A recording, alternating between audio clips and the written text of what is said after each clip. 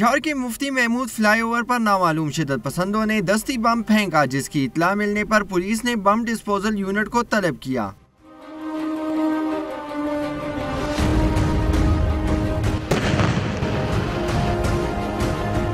BDU अमले ने मौके पर पहुंचकर फ्लाईओवर को दोनों अतराफ से हर किस्म की ट्रैफिक के लिए बंद करते हुए दस्ती बम को नाकारा बना दिया।